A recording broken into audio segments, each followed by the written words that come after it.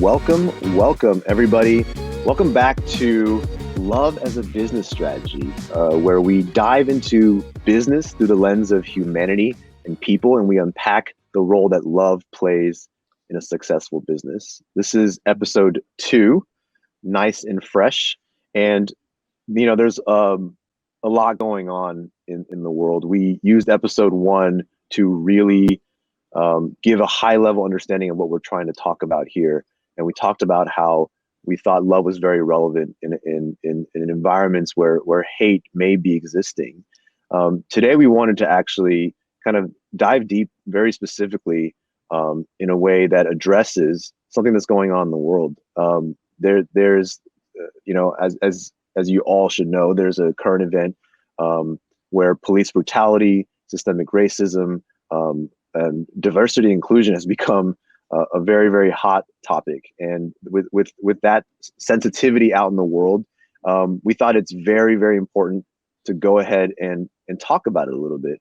Our very own Chris Pitre wrote an article that is being published in a lot of different ways. It's titled "How Business Leaders Can Actually Help Black Employees."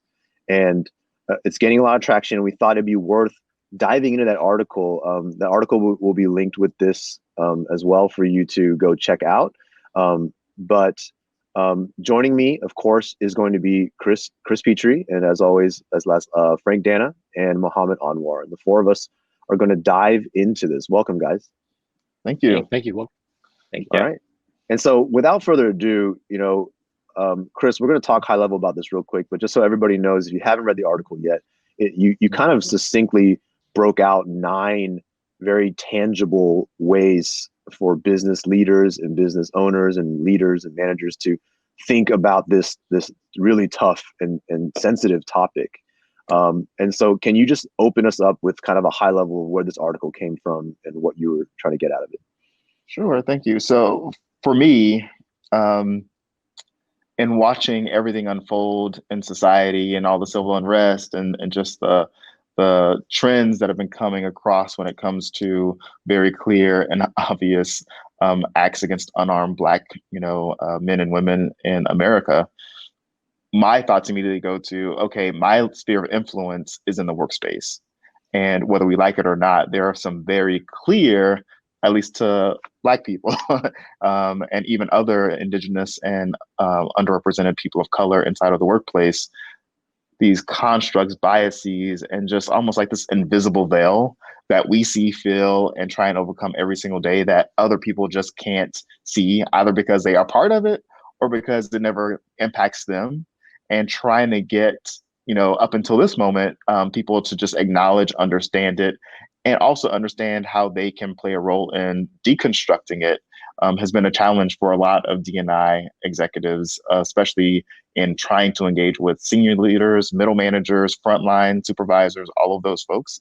Because again, if you're not a part of that underrepresented or marginalized group, their struggle is sometimes really hard to perceive and have data around and sort of validate in a way that you know how to action. And so I wanted to write something that was tangible. Like, if you want to know where it lives and how it lives and what we see, these are 9 clear areas you can go and investigate or explore in your company and come back with a conclusion based on that. Like, I chose not to go and find all the data points and with this organization, I wanted you to find your own data. Awesome. So if you don't mind, then let's dive in as a group here and just go question by question. There's 9 of them. I'll just read the question out loud, and I'd love for you to just kick us off here with question number 1. You ask, how are Black employees represented in your senior leadership team and board of directors?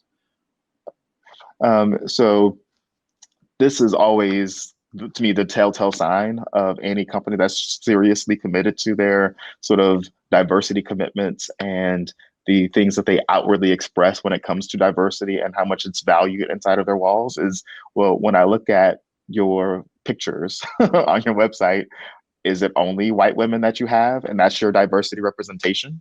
If you're in the tech space, is it only Asians that you have, and that's your representation of diversity? So it's really looking at the underrepresented minorities and indigenous people of color in your particular organization, and how far and easy can they access those leadership positions and those decision-making roles inside of your organization. And if you only have space for one, then my question and prompt for those leaders is to not just look at the top, because what starts to happen is there's a conversation around the unfair share that's being requested by underrepresented folks, which means I now have to sort of unseat all these other people that have earned their spot and have worked hard to make room for people that might not have gone through the ranks or done enough or haven't sort of gotten quote unquote their stripes.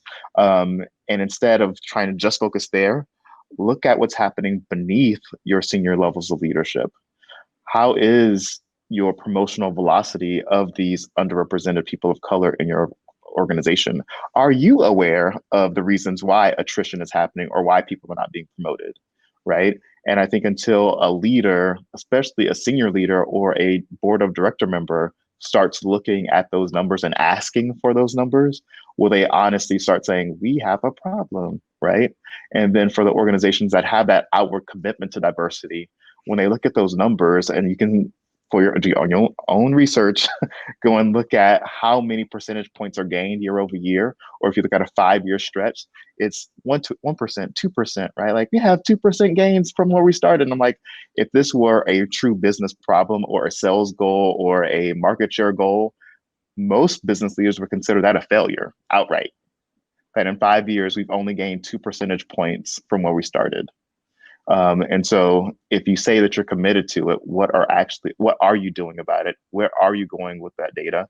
And have you taken the time to not just look at the data, but understand the stories that lie in that data? Interesting. And also, we're gonna keep this dialogue going.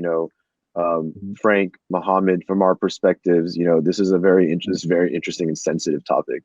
And it's very difficult for us to just speak outright. So audience, forgive us if we're more quiet in this episode, but we are going to try to contribute here, because Mohammed, you are a business owner. You are, topmost in our organization. And Frank, you and I are leaders in this organization as well.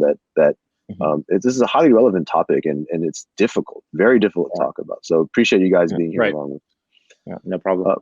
So question number 2 here that you posed, Chris, is your D&I team effective enough? Is your diversity inclusion team effective enough? And that's really asking, are leaders empowering their D&I teams in their work, right? So when we think about the work of a D&I executive or a D&I team, it's not just to represent maybe their point of difference, right? Because most D&I teams are made up of truly diverse individuals, and many of them are tasked with going to leaders and trying to bring to light issues and biases and constructs and processes and communications that could be sort of unequally impacting those marginalized groups. And many times those executives in the D&I function spend most of their time just trying to convince leadership that there's an issue, right? Not actually getting to solutions, but just trying to convince them that this is something that is worth their time and attention and should be a priority, and it not be treated as, oh, well, you just tell me what to do and I'll do it, right? A lot of times it's not, there's no curiosity, there's no questioning, there's no, wait, explain this to me. Like, this is interesting. It's not that I'm pushing back, but I want to be better educated. So I know, even away from this one issue or initiative, how I can be a better advocate, ally, or build platforms and processes that my own sort of leadership funnels can support or get behind or understand as we try and progress towards our D&I goals.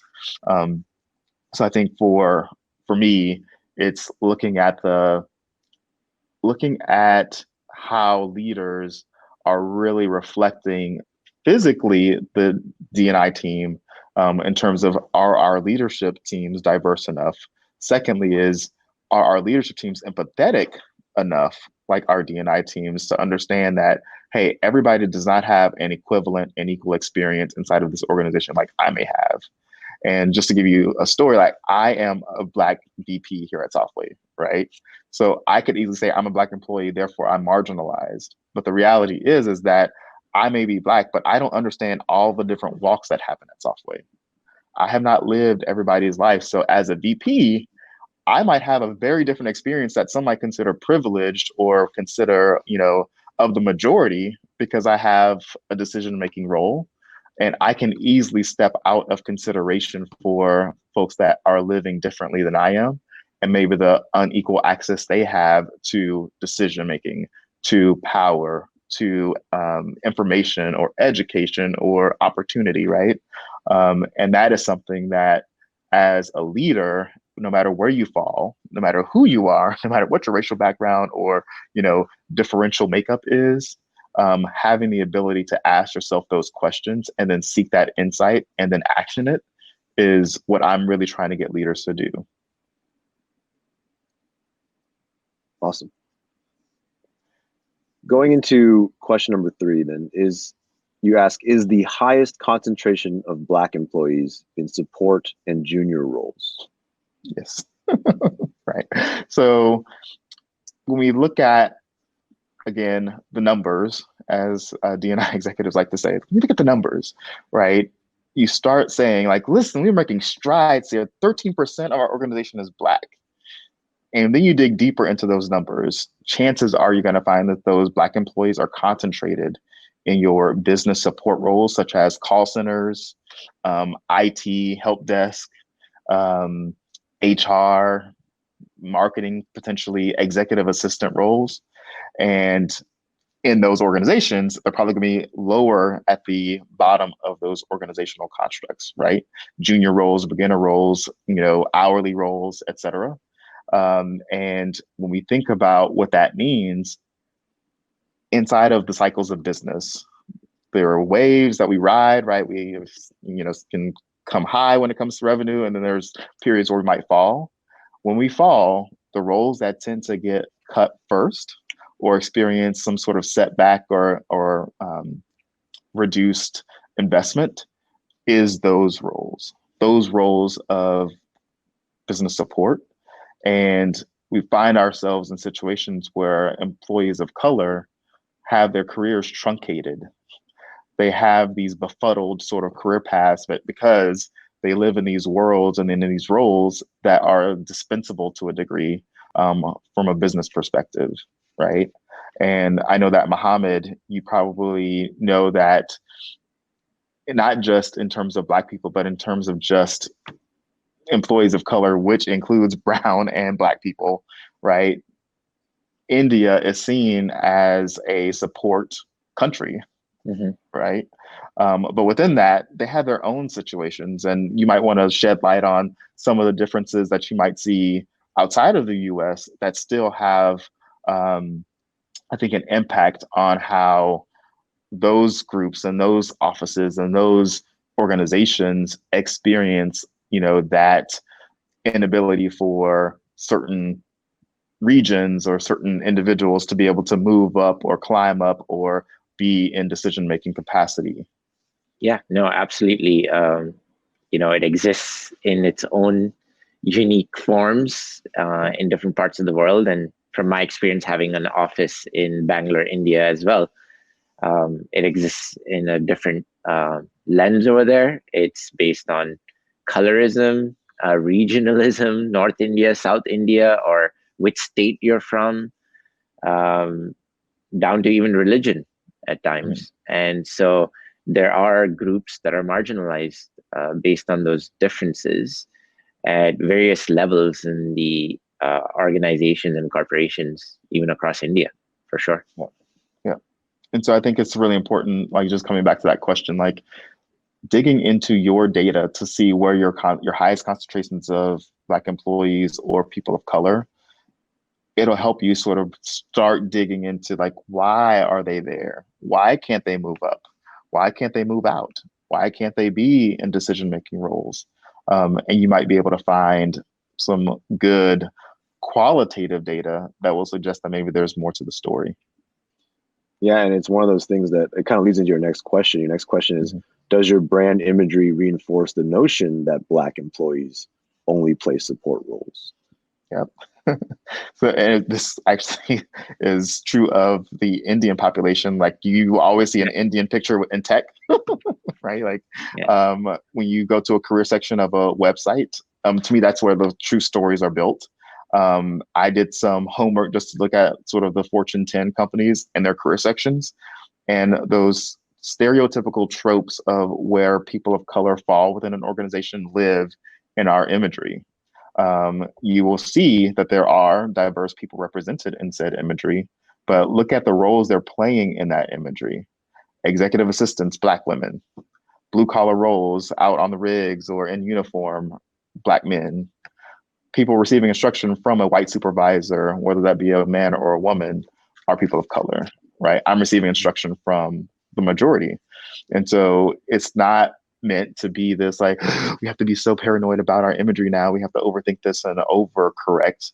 But it's really looking at the balance. Like if you create a mood board, as we call it, where you assemble all the photography that you have in that career section and spread across your public facing experiences, you might see that there are tropes that can be sort of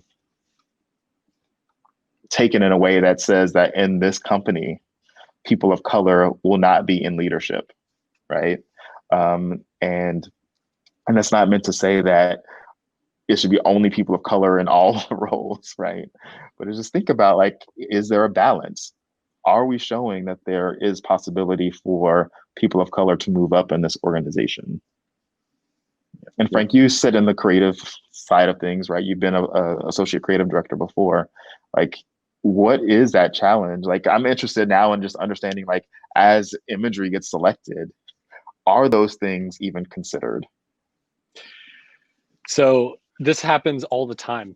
And it's actually very interesting to me because we do have folks on our team that are people of color that are creating final assets and final deliverables. And when I'm reviewing them, there's a lot of white people represented. And so some of my feedback over the years, and this happens multiple times, and it's not to say that they're intentionally doing it, but again, that kind of like that built-in intrinsic focus of what we need to be creating, I've had to give the feedback of, hey, we actually need to add more variety to these skin colors and these different types of tones because there are people that aren't represented here.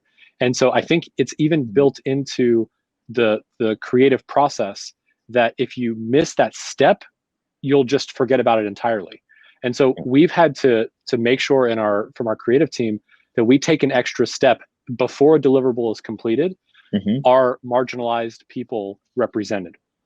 Are there people represented equally? Are different body types represented? Because not everybody looks like a model. Like, and so we have to be very considerate of a lot of different factors. And it's become part of our process to make sure that we're creating something that is fair and honestly balanced in a way that represents the way that people actually look. Yeah, and I would have to say in India, you will see advertisements and marketing material favored towards fair skin or lighter skin, and it's again misrepresented in terms of the populations, and it's always leaning towards the lighter skin and fair skin. So much so that, like, I think even the advertisement for getting models and actors, they will clearly say fair skin preferred. I mean, that's how obvious they will make those ads to get actors in those roles, or even movies. It's really leaning towards fair skin, and you'll see that variation in India as well. Even down to advertisements with white people will probably perform better in India than they would outside of India, to that extent as well.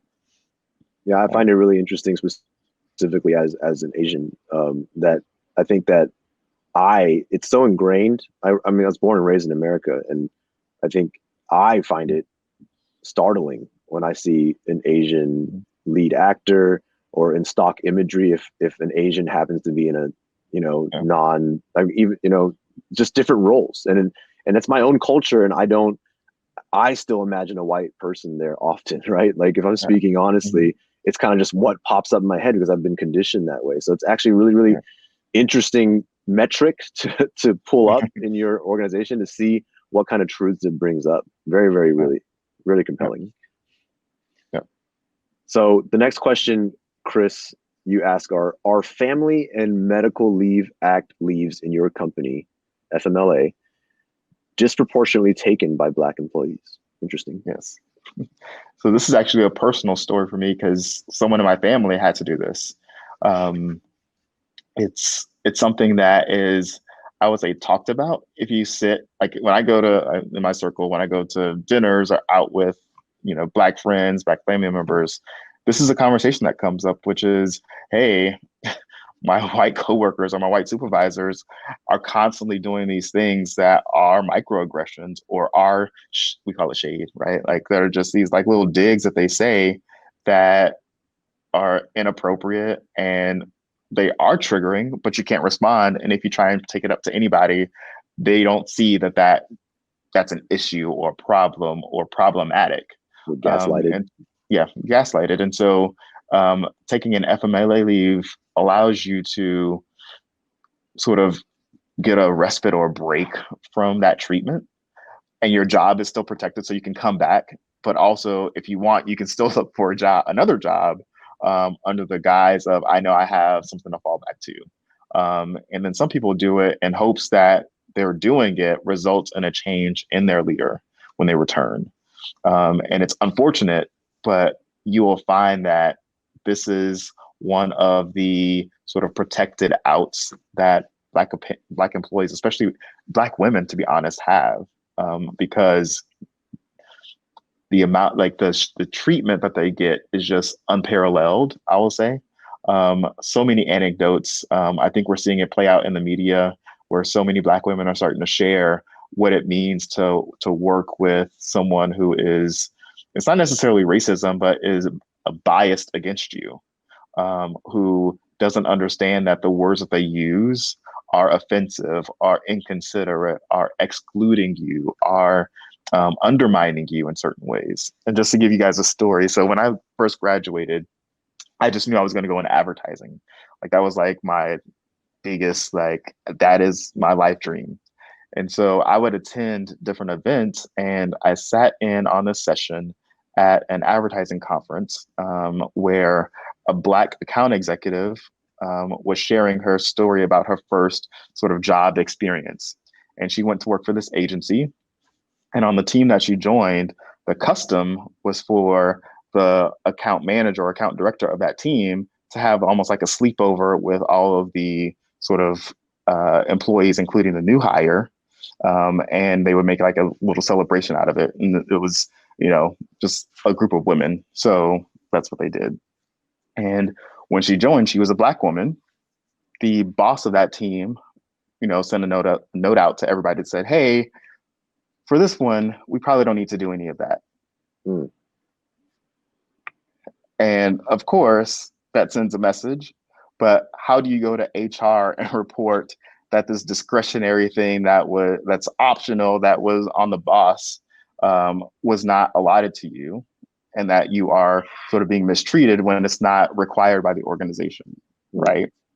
And so when you think about those types of experiences that Black women and Black employees have, I can't go and get someone to understand how that makes me feel. I can't go and explain to someone above that leader that what she's doing is dismissive, it's disrespectful, it's all those things, because now I get painted as entitled.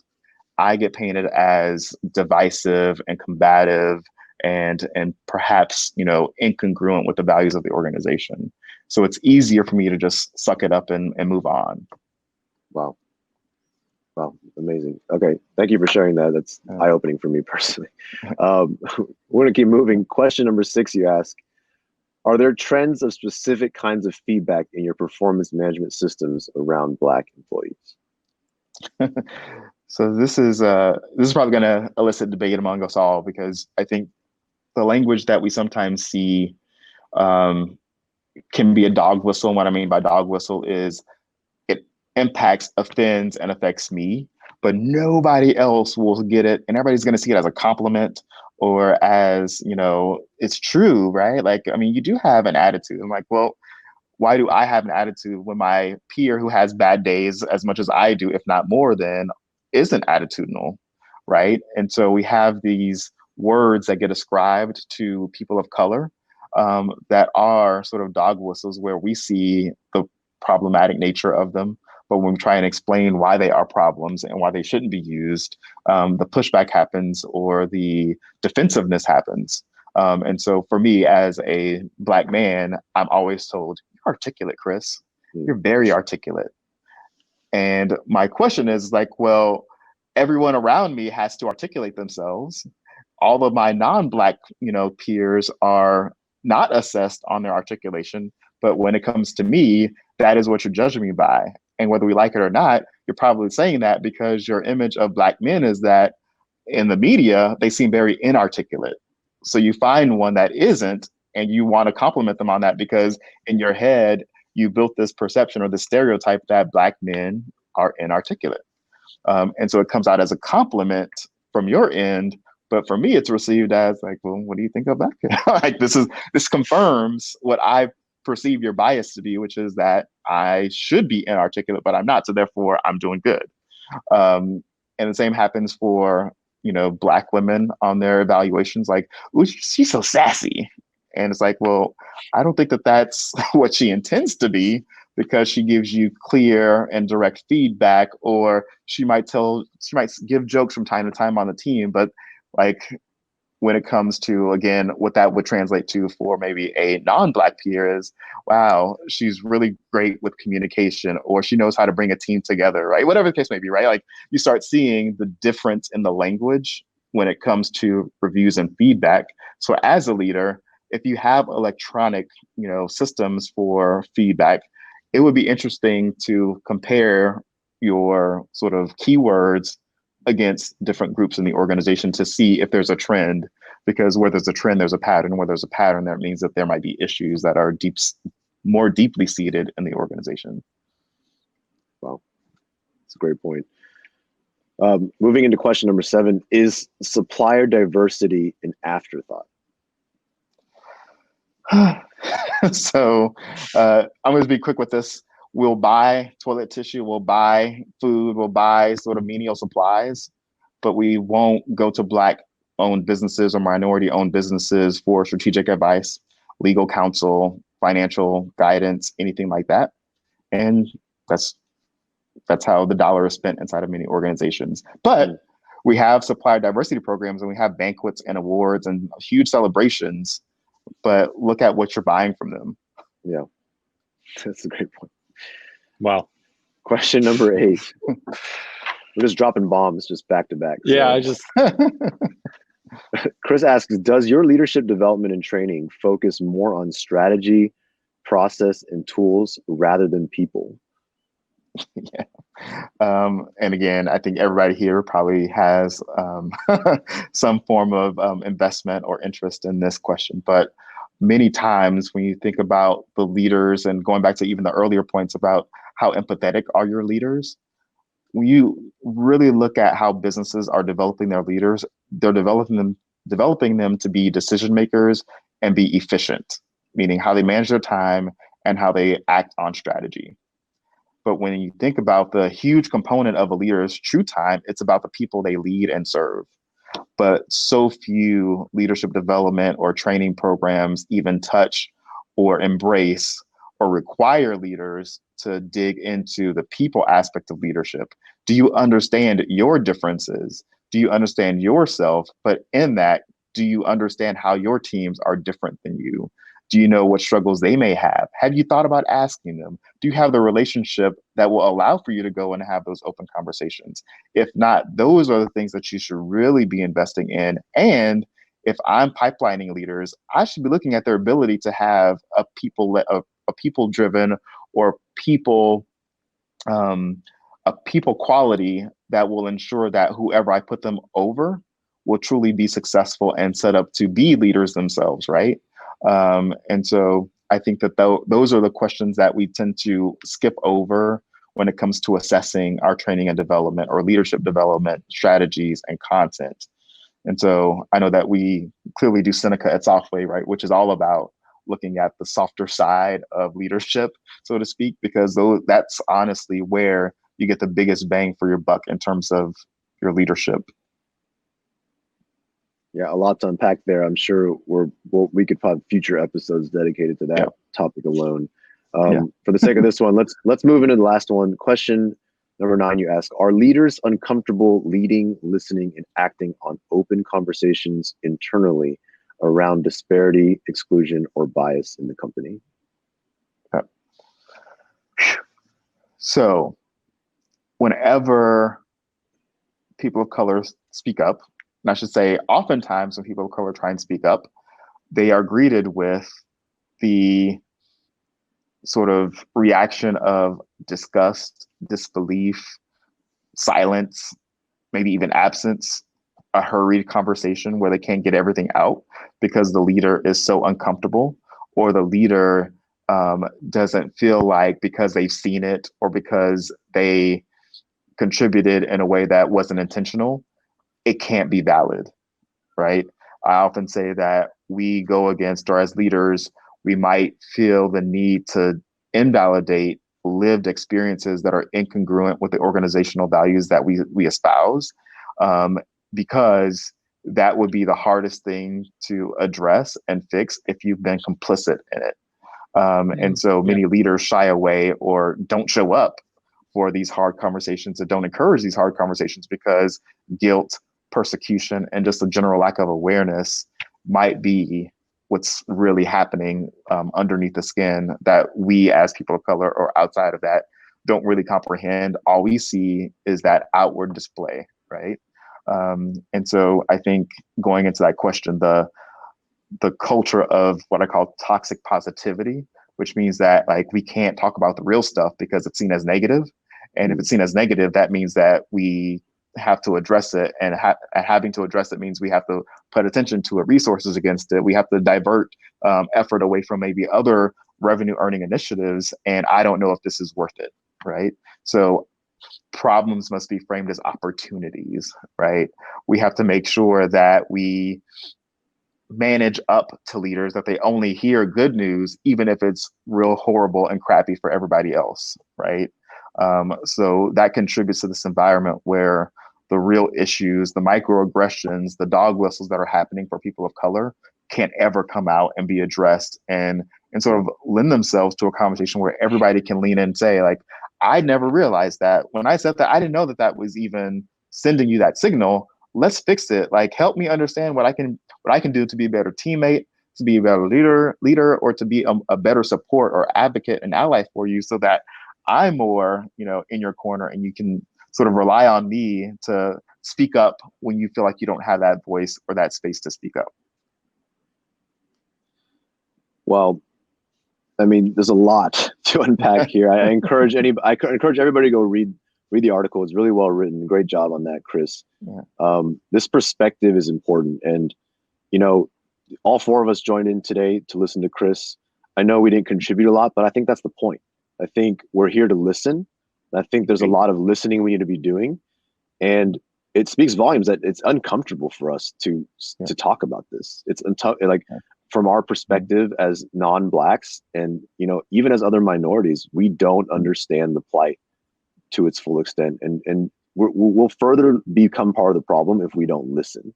And so I really, really appreciate you, Chris, walking us through this and sharing. And the encouragement here is that if we want love as a business strategy to be a reality, you can't have love without addressing this. And that's our stance at Softway. And we have to check our own biases all the time. That's a big part of truly loving each other. And it connects to business. It connects to everything that's going on right now. And so, yeah, I mean, we use this time up, and we used it well. I think there's these nine tips are incredibly thought-provoking. I hope we can have time to unfold some of them even more in detail. And of course, there's a lot more to say about it. Yeah, I'm gonna leave it at that. Frank, Mo, thank you for joining along on this listening journey. But Chris, especially thank you for sharing openly on this. You guys will have a link for that article that we're mentioning. And send us your questions. As always, send us your feedback. That's how we all get better together. So thanks, guys. Awesome. Thank you. Thank you, Chris. Thank you. Thank you, Chris. Thanks, guys.